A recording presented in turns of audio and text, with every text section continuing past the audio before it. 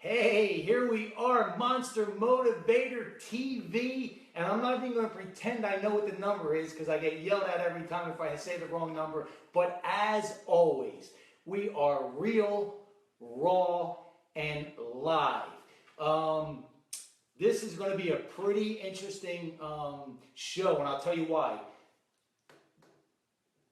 She was in corporate her whole adult life and just became an entrepreneur a year ago. Yes. And it's been a long, windy road, right? Yeah. Like us all. And a little bit uphill. Like all of us, a lot uphill, right? Where's all that downhill? Well, why can't we get more downhill? But I want to share, this is going to be really interesting. It's going to be really cool because now you actually have somebody that's figured out how to break through that fear barrier, go on her own. But as you're going to know always, it's always the same recipe, different ingredients. There's going to be reasons why she was able to do that. So without any further ado, let me introduce Lisa, so I don't mess it up. Stergulz, because I remember you said like seagulls. Yes. Stergulz, and I kept thinking seagulls, right? So Lisa Stergulz, we've known each other, since Bully Burgers, right? Yes. So going on 2 years. Yeah. And met her through the Marietta Chamber and got reconnected. So I'm excited for her to share where she started, where you're at today, and where you see yourself going. And we'll just chunk it down because I'm going to pull those golden nuggets out. So introduce yourself. Okay. Hi everyone, I'm Lisa Stergulz. I grew up outside of Detroit, about 2 miles south of Detroit, down the river for those river rats out there. And I did the typical upbringing, great blue-collar family. If you didn't work at Ford Motor Company, you knew somebody who worked at Ford Motor Company. Right. And so my dad worked the assembly line. They were fortunate enough to be able to put me through private school, so I went to Catholic school for 12 years. Now, did you grow up in the city of Detroit or outside? 2 miles south. So our northern border was Detroit. So the city's called Lincoln Park. Okay, but it wasn't actually in the city. Correct. Okay. No, I was not. Okay, so you were outside the city for how long? I was there through college. I didn't move out till I was 25. Okay. But I went to college. I went to Michigan State. I'm trying to hear an accent. I worked usually really hard. Chicago. Yeah, I worked hard to get rid of it because I was trying to be an actress at the time. Okay. So you had to. Right. So you have to get rid of your Michigan A, they call it, which is a flat A. So you say ah. You got to hear what we go through in Jersey. Exactly. Yes. I'm from Jersey. You're from Jersey. Exactly. Not a girl. So I graduated from Michigan State with a degree in communications, which meant I could work anywhere there's people. So it kind of made my horizons a little bit bigger. Okay. But then I started working with people in theater, and I got bit by the theater bug. Okay. So since I had kind of a school upbringing, mostly math, mostly computers, mostly numbers, it was a whole different world to me. That's interesting. Yeah. How you go from that numbers cruncher, right? And I call it the green personality, if you're talking about the color personality test, to that creative, artistic, in the numbers crunchers world, craziness, right? Blue, dominant blue. But let's go back a little bit. Okay. So how was your childhood? How was your foundation? How was your upbringing? It was great. We had a lot of kids in the neighborhood and played outside till it was dark. So just a typical. Went to school. 2 weeks vacation my dad had in the summer. We drove as far as we could get in the family station wagon. I think I've seen 47 of the 50 states. Wow. Because being in Michigan, you could get the whole eastern seaboard, up. So you guys would travel? Yes, we would drive. I didn't fly till I was 19. So we drove everywhere. Had a great time. Like I said, they were fortunate to put us through private school, Catholic school, my brother, sister, and I, and really learned a lot from that and focused, kind of pushed to be a math, computer type person because I was really Did that come natural? Yes. That did. So that's your, and I can tell that's your personality, right? We Yes. talked about this. There's a back end, there's a front end, and I have no business in the back end because I just make it a mess. Right. And I I just piss you people off. No, you get us work. You get Right. us work But- because it wasn't like you. But you say stay out. Yes. Stay out. So would you say your work ethic came from that foundation? Did it come from your mom and dad? Well, it came from playing sports while I went to school. Okay. I Would you- played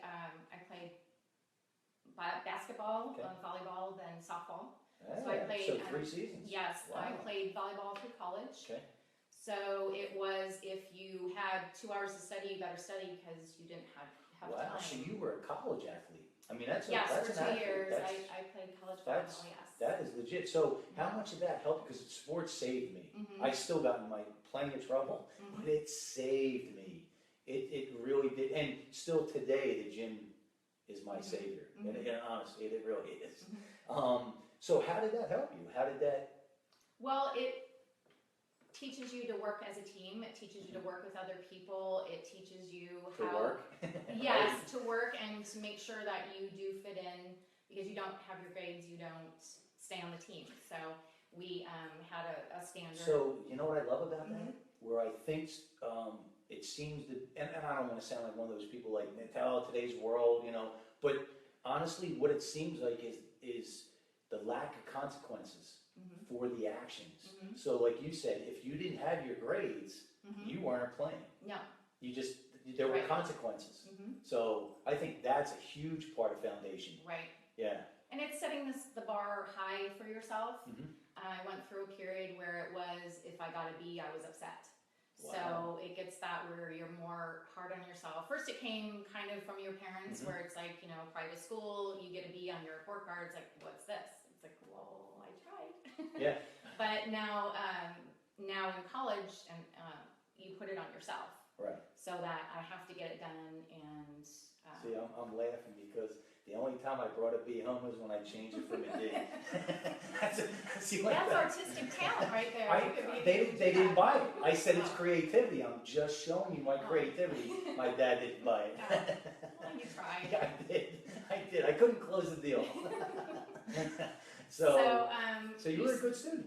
Yeah, I was a good student. I think in college I got my first C, and it was in calculus, and You had a meltdown. I said, this is not for me. I have Oh, to change. so you just, Right, I had 6 years of math in 4 years of high school, so I had like pre-calculus, Mhm.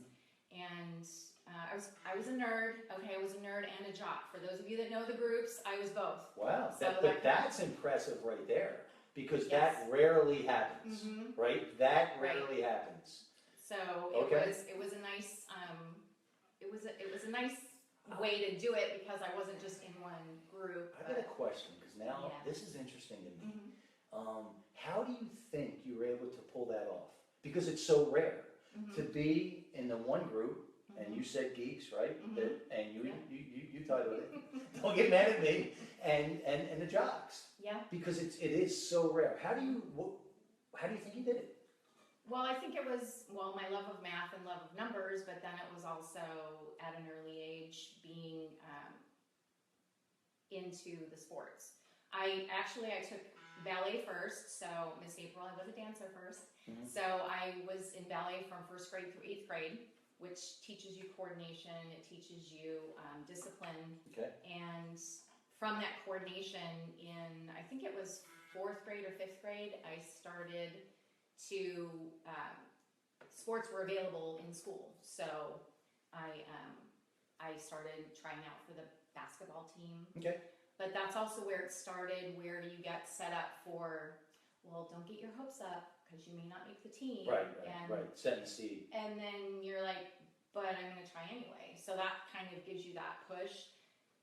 But some it doesn't. Yes. Some they Right. back off. I Right? have that, don't challenge me because I'll do it. Where do you think that came from?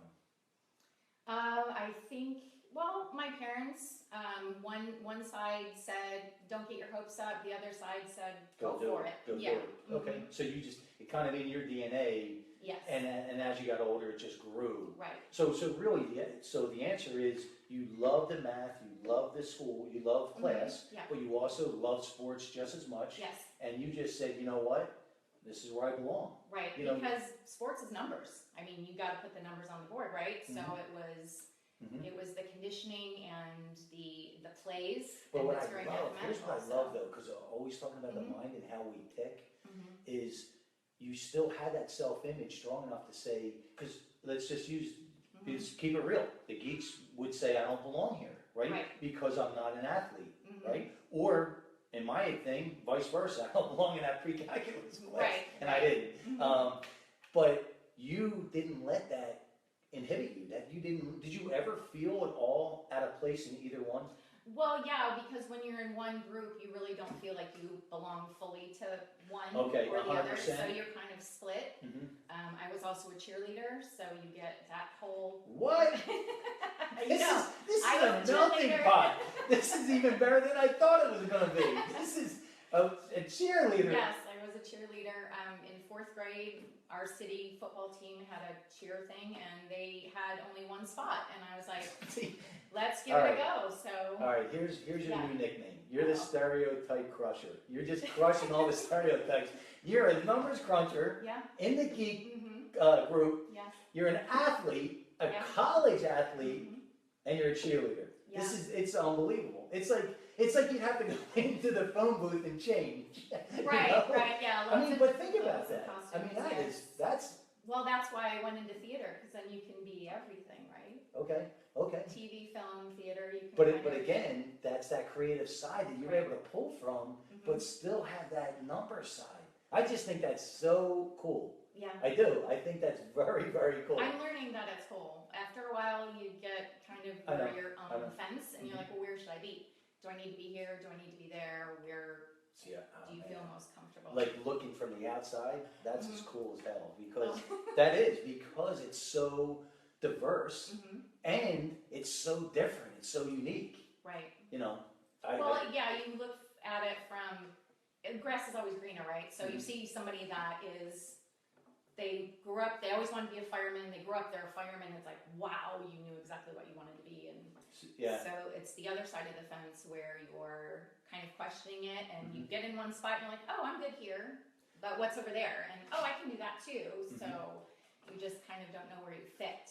But on the same side, right, Mhm. it builds that self-image because no matter what, you still are fitting in. You still are Right. accepted. So what I love about this lesson right here is don't put yourself in one little box Yeah. because that's who you think you are. Right. If you want to expand, if you really want to try it, Mm-hmm. do it. Yep. I mean Yes. that's huge. That's a huge self-image, especially at that age. Yes.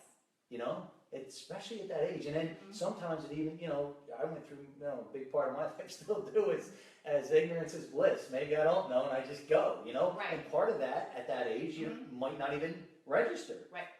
or it could, Mhm. or it could. Depends on probably where you grew up. But very, very cool. So now, getting out of college, Mm-hmm. now what?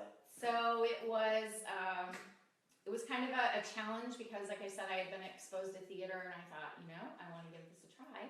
So how do we do that? And in Detroit area, you became a secretary for Ford Motor Company. There was really no opportunity for a for woman. that kind of thing. That was Just- it. Yes, that was you your- got attached to an executive. You followed Wow. him through his career, and Wow. you were behind a desk. So I thought, hey, let's move to Chicago.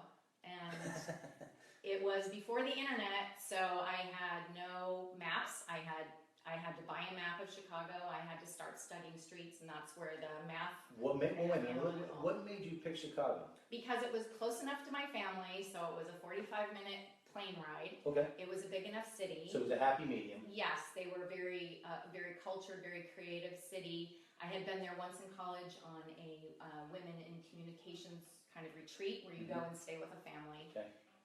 As we drove from Michigan State there, I saw the skyline and I just said, I'm You were moving here sold. someday. You were I just- just knew I you was were- going to live there someday. And I was in Chicago one time back in probably like 2005, 2004. And I remember always hearing the same thing growing up out near New York and Philly, and some cities, Newark and all that in Jersey. I would always hear people say, oh, I went there and it was such a clean city. And I'm thinking, clean city? There is no such thing as a clean Right. city until I went to Chicago. Mhm. I went, I just stayed in the inner city, in the city. Right. That, but great restaurants, but this is a clean city. Yeah. I mean, it really is a clean city. I love that, and it's such a sports related, Yes. Soldier Field. I mean, it's just. I lived right walking distance to Wrigley Field. Really? Yeah, so it was. Now, how long were you there? 5 years. How did that mold you? How did that help you? Or how did that create issues? I mean. Well, when you move to a city and you don't know anyone, I knew no one. I had no job. I had flown in and found a place to live. And you were just out of college. I was 25, so I worked in the Detroit area for 3 years. And then got yourself out. Okay. And got myself out. Still young. Yes, I didn't know anyone. All I knew was the bus would take me down into the Loop area. So I got involved with a temp agency because I figured I could try out a lot of places to work, but I didn't have my typing speed yet. So I would get on the bus every day and start memorizing the bus stops because I didn't know the streets yet. So I started memorizing the bus stops. So I started knowing the streets. And Chicago's a great city because it's on a grid system. So if they tell you an address, you know exactly. And that's right up your alley. Right. So that's the numbers thing. So I started memorizing the stops, and I got it every day at the temp agency, practice my typing until I finally passed the test and they could send me out. It took about a month, and they sent me out on 4 interviews, and I got offered a job that day. And so they had an offer before I got home. They called, and because there were no cell phones, you had to wait till you got home to get a message. Right, I know. And so I got a job offer, and then I started, and it was $19,000 a year. So I thought that was awesome. I was going to be wealthy, and I had to call them with my first paycheck and say, "You gave me too much money." And they said, "No, that's it. We can lower it if you want." And I said, "No, that's good, but thank you." Never mind. We have a bad connection. Right. But it was with an advertising agency in Chicago. Okay. So I figured I could do that while I tried to do a theater career. So, but the thing about moving was it was hard to tell my parents, "Thank you for paying for my education in this field, but I'm trying something completely different." And I wrote a letter, and you did? I wrote a letter to them, and when I moved, because my parents moved me out, and of course they didn't want to leave their baby in a city by herself and drive back. 25-year-old girl. Right, but they did, and I wrote them a letter, just thanking them for everything. Yeah. And just telling them that if I fall on my face, I fall on my face, but it's something I have to try. And they know because that's why they did it. And they said, "You always march to a different drummer, so." I mean, so right there, right? Yeah. That is a big part of your foundation, whether you could define it then or not, because no matter what, they didn't want to let you go, but they knew it was the right thing. And then on top of it, they supported you. So that's a huge thing. And I always like to tell people that I believe that the greatest gift you can ever give a kid is a strong self-image. Yes. That's the bottom line. Yes, because even though when you don't kind of know where you fit, you don't have a great self-image. So yes, I don't have any children, but I try to instill that in my nieces and nephews, and any real child that I have come in contact with my friends. That is so important. So you're lighting it up here, girl. We have some great comments coming in. Yeah.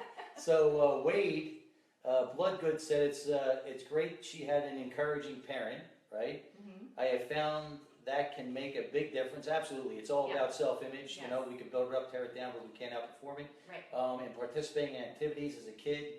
How big of a role did having at least one encouraging parent, the fear of trying new things, did that help you? Like you said, one parent would say, "Don't get your hopes up." Right. The other one would say, "Go do it." So how did that help you? Which I'm sure it did. Well, it's that safety net. Though, you're going to fly on the trapeze, you have that safety net. And, the one that said, "Don't get your hopes up," I understand it was with love. That they don't want to, they don't want to see you fail and get bummed out. But it's also that you need that challenge, and you need at least one to push you and say, "Just go for it." And see, what I love is what they were is really life, because we always have two options.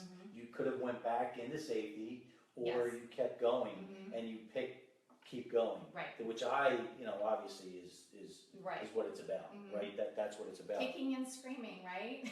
That's it. That's how we got you here. Exactly. That's how we got you. But you're here, Yes. right? Yes. There's also a lot of people that I pull kicking and screaming, and I'm still trying to find them. Right. So Well, that's stop that. Get on his show. right. I'm here. If I can do it, you can do it. It is, and it's not. Yes. Your story's not about you. No. It's about the other people you're Yes. going to help. So Larry Lewis Jr. We just had him on for the second time. He just started his own personal training business, so he's right there with you, and he loves how you were able to change the game. Nice. Right? Well, thank you. Change the game. So now you leave Chicago. Where are you now? Well, I met my husband in Chicago. We actually met at the advertising agency where I got hired. Okay. So we moved from there. He's an artist, and we could live anywhere. When FedEx became available, where you could kind of get your work shipped to you anywhere, we said, let's get out of the 40 below in Chicago and let's move west. So we got to Arizona, and that was too hot and not a lot of job opportunities. So then we moved to California, and we landed in Oceanside. Kind of didn't know where we were going to be, and just kind of landed there on a whim. When? That was 1995. Okay. And I immediately did what I normally do, moving to a city where I really don't know anything. I go to a temp agency and say, and I need work. And it was right around Labor Day, and they said, actually, we have something starting right after Labor Day. And I said, I'm there. So I started that, and at the time, I had that whole crossroads where the acting thing probably wasn't going to work for me. I worked on a TV show for 2 years in Chicago, and I loved it.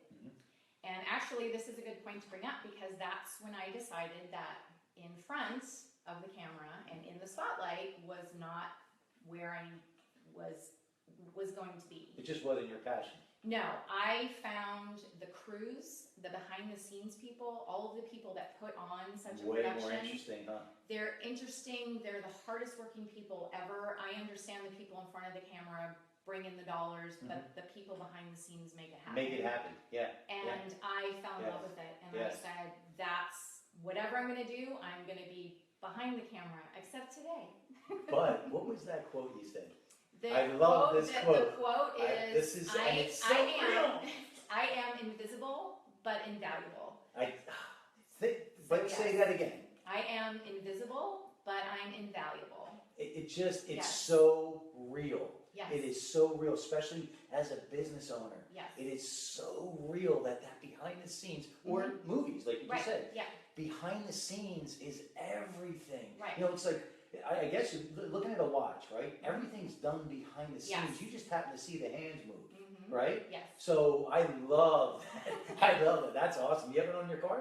No, but I should. I would. I should. And your Facebook. I should put that on. Yeah, there. we're branding the heck out of that. So now you're in SoCal. Your husband hasn't missed a beat. No. Because he can do his thing. Right. And that gives you a little bit of breathing room. Yes. Okay. So I became a temp, and I worked in some great places, and I actually had a friend in the movie business who she decided to get out of what she was doing, coaching actors, and start an advertising agency online. Okay. And it was called Attorneys Online, and I was her first employee. So then I got to use the other half of my brain back to the numbers crunching and the organization, and I quickly became more invaluable and became the vice president of operations of this national online advertising agency for attorneys. So at that level, you ran stuff. Right. It was. I hired employees. Yes. I worked with the design team. I was chatting with some designers in India at the time. I went on sales calls. I booked our conventions. I pretty much ran everything behind the scenes, and then she was the face of the company, and I made sure. How long were you there before you hit that position? It went from the first day to I knew how to turn on a computer, so I was in the game to probably within a year or so. Okay, so when you hit that level, when you hit that title, I know it was gradual in that year, but still, did you have any fear barriers? Did you have any second thoughts? Did you ever have that self-talk where, I don't know if I can do this, or this is too much? Did you ever feel that? No. Okay. Because I was when you get in the zone, and you're just like, this is what I do and I'm really good at it. Right, and you also had that year to kind of Right. mold into it, right? Versus if they just said, okay, here's your title and run the show, right? Right, yeah, Right, I kind of right. got my feet wet, and then you Had get your feet deeper wet. water, deeper water. But that must have been an amazing foundation for It where was. you're at today Yes. because you ran the business. Mhm.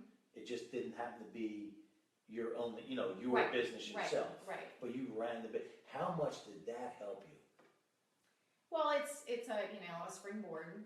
Mhm. It's something that it's where you're not going to end up, but it's a stone along the way. So you See, equate here's that what I to- love about you. Yes. She's so matter of fact. We probably don't even have a list long enough of everything she's done at that position, Mhm. but it's so matter of fact. I love that Mhm. because you just, it's what you're supposed to do. Right, This is what- that's the way my job brain title. works. Yes, Yes. I always equate it to my brain is a flow chart. So those of you who know a flow chart, those nice little boxes, Mhm. if yes, then you do this. If no, then you do this. Mhm. That's the way my brain works from start to finish. And this is so vitally important for business owners out there that have the DNA leaning more towards me.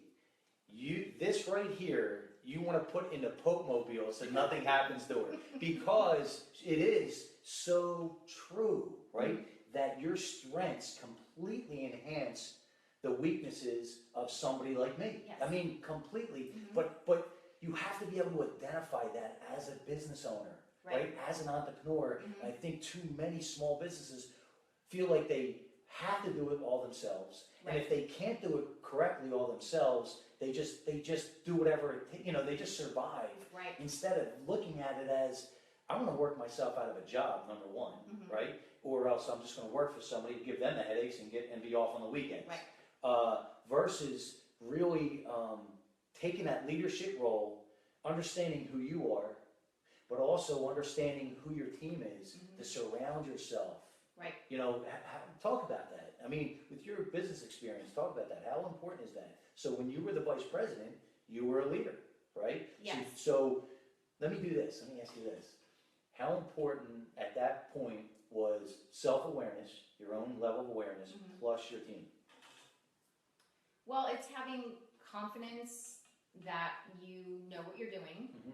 one, and sorry, fake it till you make it. So if you're not confident, just look like you are. Right? And it's knowing that you don't have to be good at everything. You have to be good at what you're good at, and you let the other people do their job. I think that that's the sign of a really good leader is, the business owner, she knew that she couldn't do what I did. Mhm. So she just let me run. And I couldn't do what the designers were doing, so I just let them run. Mhm. I had things in my head, I can create in my head, and I would see something, and I do that for any of my clients now. I see something and then I go to a designer, That's it, someone yeah. who knows what they're doing, and they push the buttons because that's their expertise. You're giving them the idea, Yes. they create it, Yes. and then you guys tweak it. Yes. Is- Because if you hold something right here, it's going to stay right here, but you have to let it go. You have to let that idea go and fly and And develop. build, Yes. and build on it, and that's Mhm. that's interesting, right? Because we're a lot different, right? But we're the same in this way. That's exactly what I do. I did with Bully Burgers, my other businesses, is my graphic designer and my marketing girl, I just bring the ideas, Mhm. she creates them, Right. and then we Mhm. tweak it, Right. because I have that creative part, but I'm not a graphic designer. Exactly. Yeah, so that's, Yeah, but the other thing is that you can't. After a while, you have to accept how it ends up. You can't be so much a perfectionist that you have to have it one way, the only way, because you're going to set yourself up to not get exactly what you want. If you let things mold and move and be fluid and kind of develop into their own thing, then if it's not exactly what you want, you're still happy with it because you got it done. Whether you decided it was blue or green, and you really wanted blue and you had your heart set on blue, but when you did it in green, it was just so amazing, get over the blue and just go with the green. right, and here's what else that is, and I think because you can pull from both sides that a lot of people can't, is if you could only pull from that number side, you'd be that analysis of paralysis, right? Paralysis of analysis, I should say. Yes. But because you can pull from that creative side, now you can Yes. roll with the punches a little bit more. And I'm the complete polar opposite. I just jump off that cliff and build a plan on the way down, you know. So I mean, I'm not saying that's always right. I'm not saying that. Believe me, it's not always right. But it's interesting how you can pull from both sides of that. That's really cool. That is really neat. So let's keep moving, right? Keep moving. So I left that position in 2003, and I got another job at another law firm in their marketing and business development department. Okay. And since I was the last one hired, I was the first one to get laid off in 2009, and I was unemployed for about 8 months. And I considered doing my own thing and wasn't really sure what that was. And let's talk. I mean, that was the bottom. Yeah, well, no, the next 5 years I did get, I started thinking about the environment. I got into environmental stuff, about the... I just meant the economy, because it was... Oh, yeah. I mean, it was at the bottom. Yeah, so it's kind of hard when, you're online every day, 4 or 5 hours, sending out resumes going, really? Yeah, no, right? As that employee mindset, because you still haven't grasped the fact that you ran a business. Right. I mean, really. Right. I mean, if you think about that, right? She never, everything that you brought to the table, everything you did, because it's so hard to see the picture inside the frame, you ran a business, right? At a high level, and you're still in your mind saying, you know what, I need to work for somebody. Isn't that interesting? Yeah, you want to find that pairing, because the business owner, we were a good team. So talk about You need that pairing of that person in the forefront that is the face and all the, the glitter. Yes. And then I'm the one behind the scenes doing the running around and getting it all done. Really, all the grunt work. Yeah. I mean, because for lack of a better term, that's just getting it done, getting dirty, being in there, and making it happen. Yes. Which is right. You call it pairing, it's whatever, partnership, however you want to associate or title that, but it's so vitally important. But I just didn't realize how much you could pull from both sides, because I never saw that. I never knew that, which is really cool. So moving on, 2009. Right. So I was unemployed for about 9 months, and then I got the opportunity to work with a solar company. And actually I had my mantra, I was like, I want a green job close to home, green job close to home, whatever that meant. I was just putting it out there. So I got a job with a solar company in Marietta in the marketing department, and I just fell in love. With what? It was because it was doing something good for the environment. Everyone I worked with was amazing. So it was fulfilling. Yes, it was not. Your work was a byproduct of the environment we created. The home office was in Northern California at the time, but my second day I was flown up to a sales conference. So it was meeting everyone I was going to work with, and they couldn't have been nicer, more, I mean, of course, everyone will say we were all tree huggers and the hippie mentality, but it was amazing, from the owner all the way down to the newest hire, which was me.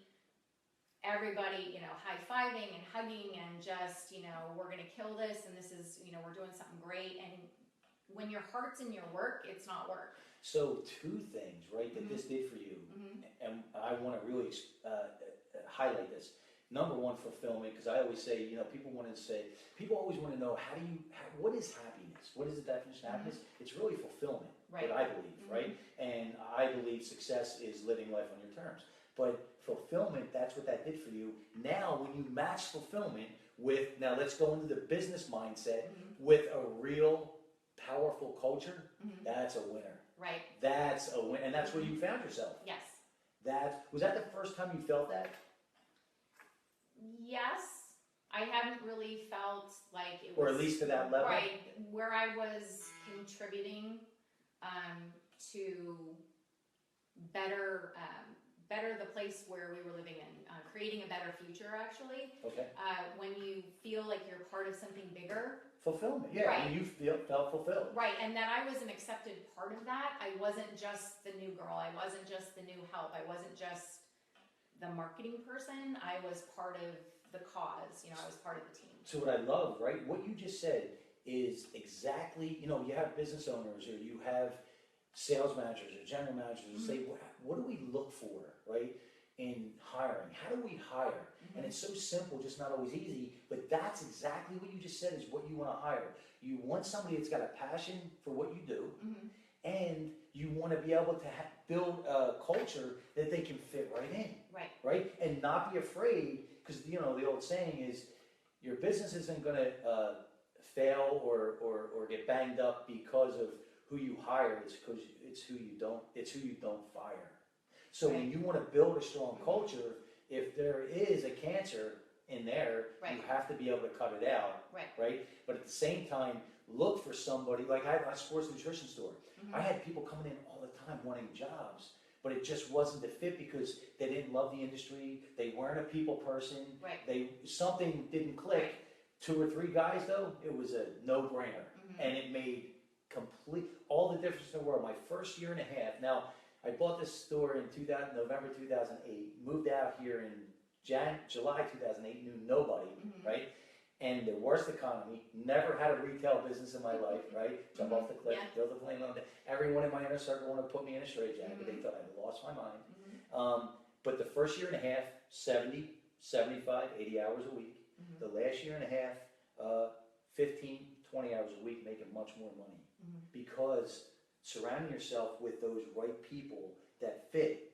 And what you just said is that's who you want to look for. Your feeling that you had for that company. That's invaluable. Right, and then you started thinking about, well, if we all didn't have to work, we wouldn't, right? We would be home with family, friends, we'd have our toes in the sand somewhere. Let's keep it real. So why not make it fun? If you're not enjoying what you're doing, do something else. Right. So I had a great time going to work every day. It was never the same day twice. I was there for 5 years. My roles changed as they found out I could train people on software. So what happened? What made you leave? They closed the office. Oh, they went closed out of, they had 12 offices nationwide. I became the West Coast marketing manager, so I was in charge of 5 offices in California. Wow. And I was in charge of some programs. It was a change. The company's still in business. They're out of Colorado, but they only sell through, they sub everything out now. So just some major changes. Right, they kept the East Coast open and they closed the West Coast. Okay, but you ran 5 offices. There's just their marketing. I know, but see, that's what I love about her. It's amazing. She's running 5 offices, ran another business, but still wasn't sure or didn't see yourself in that entrepreneurial role, that business owner role at that point, right? So I want to highlight this. You have to step back and really audit and either give yourself that credit or in an honest way say, you know what, I didn't do everything I could. Either way, if you would have really been able to step back and see everything that you've done, I mean, it's a no-brainer from here. It's a no-brainer. It's a no-brainer. So now, you leave the solar, now what? Right, so I get laid off in 2010, March of 2010, and I had, 3 big, wonderful things happen. I turned 50, so I'm right there with you. All right, I'm a few weeks away, countdown's on. I got laid off, and I got cancer. Okay. So it was like, 2010, huh?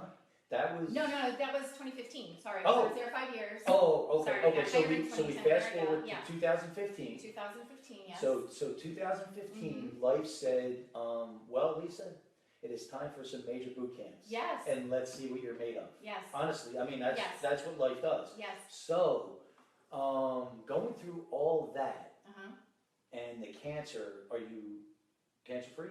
You remission? So far. That a girl. So far. Hold up. How did you get through it? And what has that done for you now? Well, And I'm talking about everything in 2015, not just the cancer. so you get laid off and you go, okay, job. Yeah, been here, done it. Yeah, Right. been here, done that. So, but the health issue was the first thing. So that took me, a few months between surgery and treatment and all that good stuff. But it was when I got diagnosed, I had done a lot of things with Marietta Chamber. So it was great, great support from family, friends. I couldn't It's have, an amazing yes, chamber. It's the best by far, right? I could not have asked for any better Unbelievable, yeah. situation. Yeah. So if you had to go through it, that was the situation to be in. Right. Right. And so when I got diagnosed, I was handed a Kleenex box, and I said, "Am I supposed to cry over this? Is this what I'm supposed to do?" Is this what the doctor gave you? Yes. Wow. So I got the report and a box of Kleenex, and I just said, "No, what's next? Like, what do we do?" Because crying's not going to get you from A to B. Right. It's not going to get rid of it. Tears don't get rid of it. Right. So it was just. Wow. I mean, that's. Just go. So you just went into that let's do it mode. Yeah. Right. Kind of really almost like bring it. What do we got? Well, I had a coworker that went through it a lot worse than I did. And I saw her and her strength. And if you're watching this, you know who you are. And she was, wow. Because she came to work every day. And she went through 10 times worse than I did. And because she had to, like financially? Well, yeah, and you only get so much time off. And she got to work every day. And it was almost a blessing that I was laid off because I could take. Not only was it a blessing because I got diagnosed, because I wouldn't have gone for the test, because I was losing insurance, right? So you do what you do. And I just said, she did this. And so I just kind of used her as my role model. So there you go, right? Her story isn't about her. Right. Whether she realized it or not, her story empowered you. Yes. In a way that you wouldn't have been able to get without. Yeah, no, because I didn't really know anyone else close to me. In the vicinity, my sister had gone through it, but she's on the other side of the country, so It's just not the same. No, and so to work beside her day after day, and me, complaining that I had to get up an extra half hour early when she's coming in her condition, it was like, wow. So I kind of was her support at work because everyone in the office gathered around her and made sure she had what she needed, and if she couldn't do all of her work, we pitched in. But this beast did it though. I mean, she got up. She did. So understand, when you're afraid and when you're running from your story, you feel you're embarrassed of your story, you feel like you don't want to identify with your story, understand it's not about you. Right. This lady, right, was probably, if you talk to her today, she would say, "Oh my God, Lisa was my biggest support." You talk to Lisa, she's going, "Oh my God, she was my biggest support." Yes. At a different time, right? Yeah. I mean, that's awesome. Yeah. That's awesome. So you went through a few months. Yes. So last July I was done with all of that, and then I started the work thing, and I thought, you know what? Because of my networking and because of the chamber, I know a lot of people, and being a resident of Marietta and seeing a lot of small businesses. A lot of small business owners in the area putting their time and effort and resources into opening their doors, then they close their doors. And it's like, why? Right. And I was finding it was marketing and lack of knowledge as to what marketing is, what marketing does, how fluid it is, especially in our area. Network marketing and referral marketing is a big deal. And when you do it right and you do it well, you don't have to put a ton of dollars into advertising and hardcore stuff. So you start to see a void that you could fill. Yes. With your experience. Yes. Okay. So I decided, since I already had a lot of contacts who knew me and knew what I did, I started my business.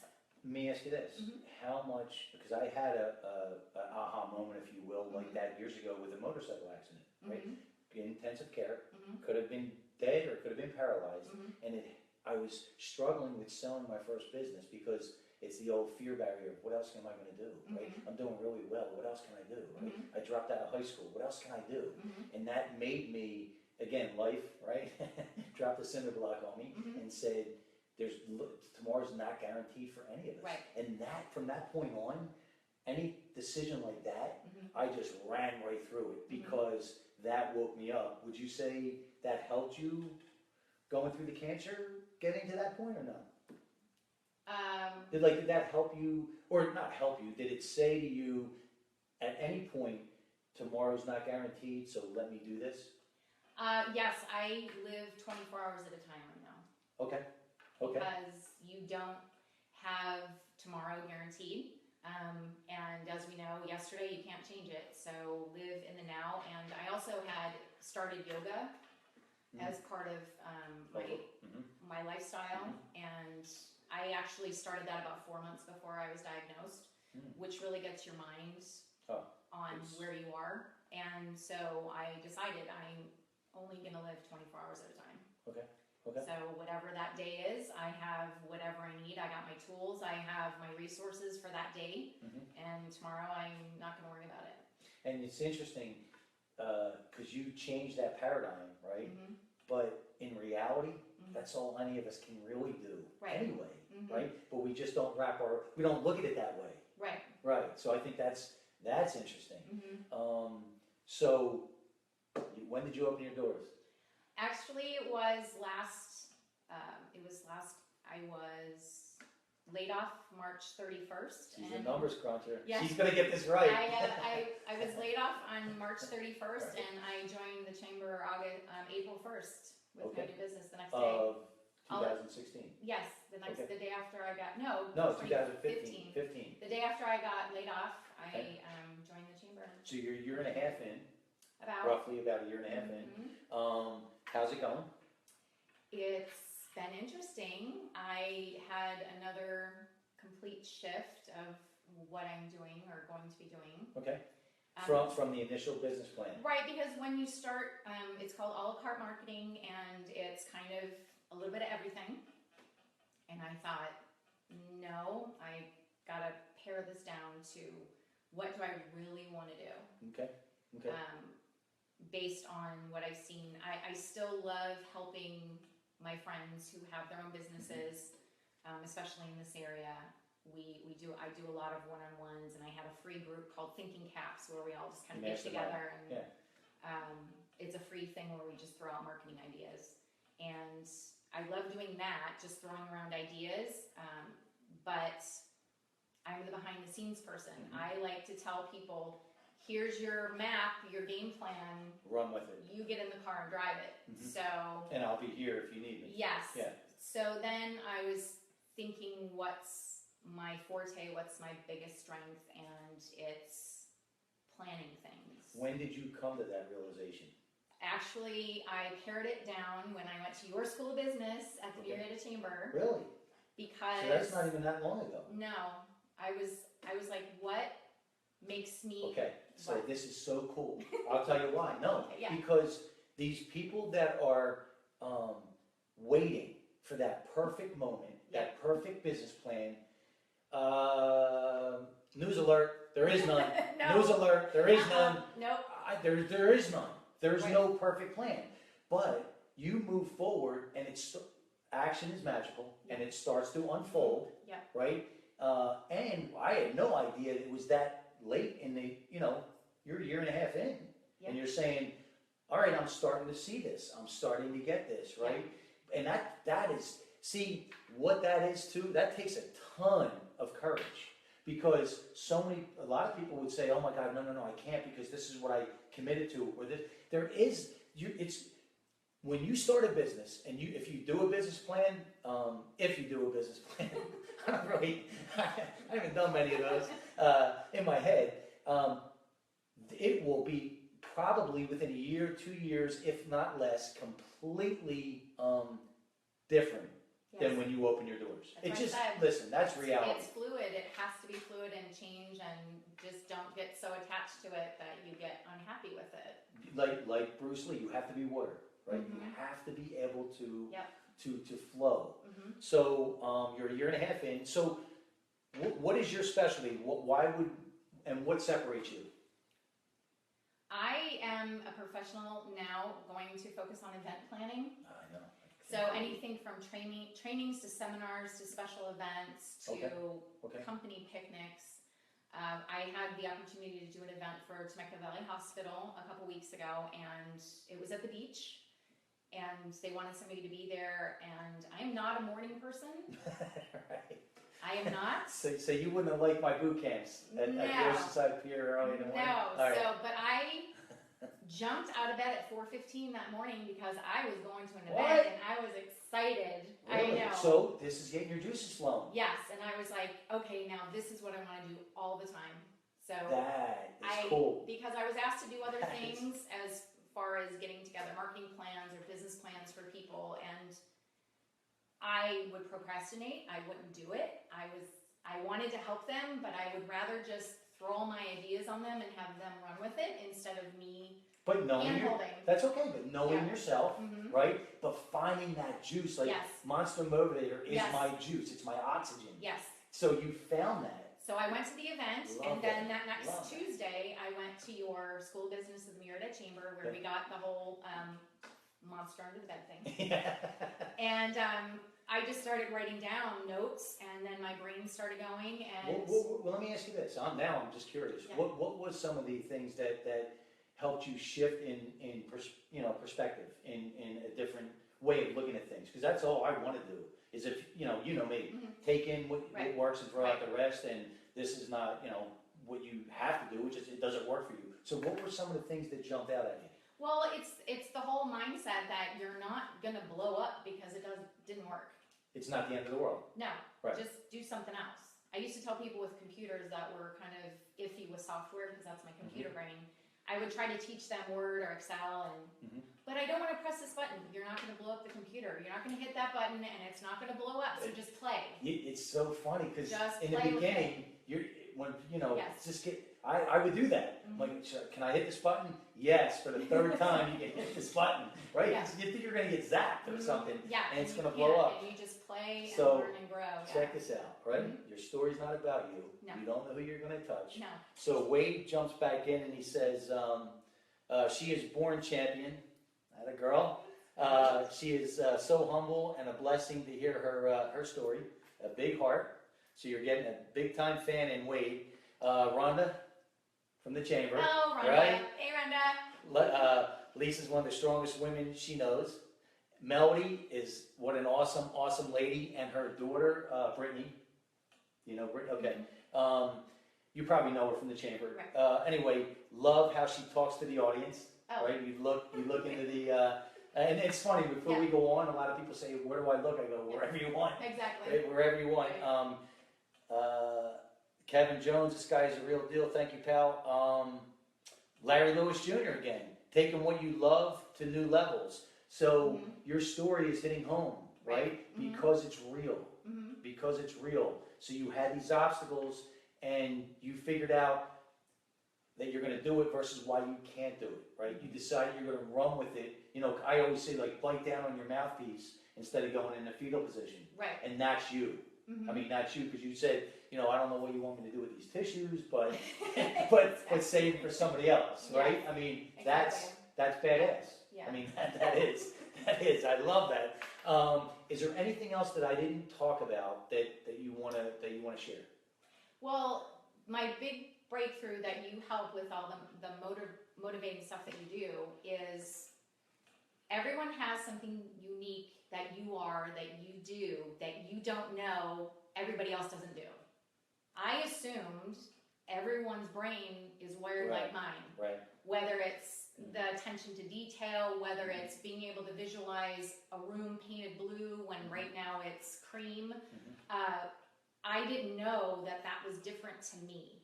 So when you find out through different things like you, where you really try to look at yourself and see how you're different, specialize in that and see how you can take that skill and make a job out of it, or make a company out of it, or just maximize it. Right. And when you find what you can't do, then you find other people that can do that, and you just go, okay, now I don't have to do it all, and you can share it. But it was just a big deal to me to find out that what I do is different, is unique, that people aren't all wired like I am.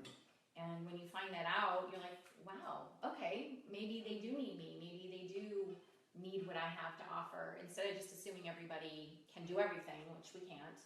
But it's focusing on your strengths, giving energy to your strengths, and finding other people to supplement your weaknesses. Yeah, and it comes down to, like we talked about, your level of awareness in yourself and your level of awareness in your team or whoever your surroundings are, and then putting those pieces together. Whether you're a sales manager, general manager, office manager, owner, right, CEO, whatever that is, vice president. That's, you still need to be able to do that to be an effective leader. So, where can they find you? What are your social media and your websites? Well, let me see. I'm redoing my websites because now I'm going through a whole other thing. Social media? But social media is Lisa Stergulz or a la carte marketing services. You may have known that I did Harvest Moon markets as well, and that unfortunately is going away, but that's okay. The market's still going to be there under a new name, a new person, but I was happy I could get it up and running. It was something that I wasn't comfortable doing. I didn't know I could do it, and someone challenged me, and I said, all right, let's give it a try, right? You know, it's like you try, if it doesn't work, if it's not for you, it wasn't for me. But you learned. But I have someone who wants to take it over, and so that was great. I kind of opened the door for her to go on through. So a la carte marketing services on Facebook. My Instagram is Stergulz, because that's where I am. And let's see, Facebook, Twitter. And Twitter is Stergulz as well, I believe. Okay, but here's the cool thing. Once we jump off, you're going to be able to reshare this. Of course. So then you're going to interact, give them whatever information you want. Then once it goes onto our YouTube channel in a few days, now it's going to be your footage you do, repurpose however you want. Every time we promote, you get promoted. And I'm going to do something brand new that I have never done on an episode. Awesome. And and it's the perfect guest for this. I want to do a recap.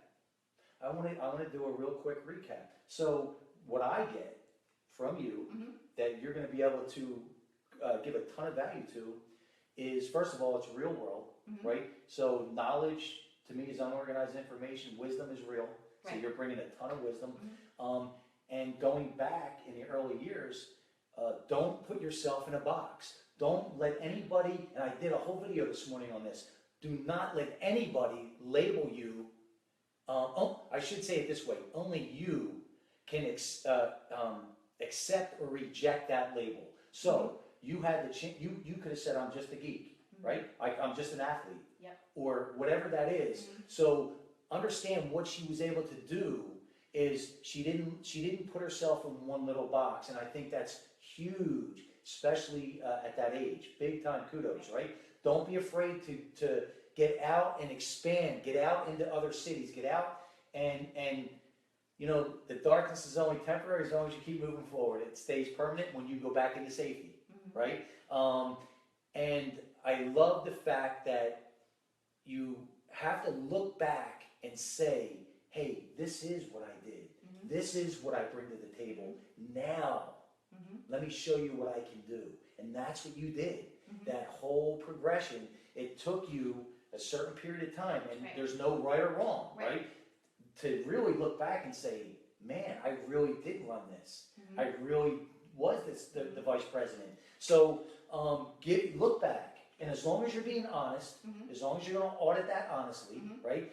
Enhance your weaknesses and double down, triple down on your strengths. Would you say that's accurate? Yeah. And no regrets. No.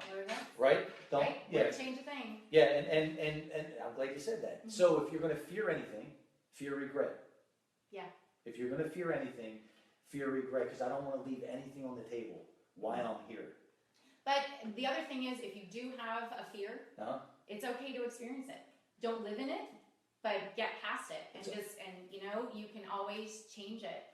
There's someone out there to be your support group, whether it's a stranger, whether it's someone you just have something in common with. You know, seek those people out, and someone has lived through it maybe not exactly as you're going through it, of course, but someone's gone through a piece of it. So just learn from other people. Surround yourself with those that have done it. Learn from it. Make it your own. But fear's okay. It's a great energizer, but you take it and turn it into something else. Don't just live there. It's so, and I'm so glad you went down that road, because I always tell people that being fearless is really misleading. Because when you're expanding, getting outside your comfort zone, fear is going to happen. Right. It's going to happen all the time. Come at you like waves. Yeah. It's really about learning how to be courageous, because it comes from the inside, I believe.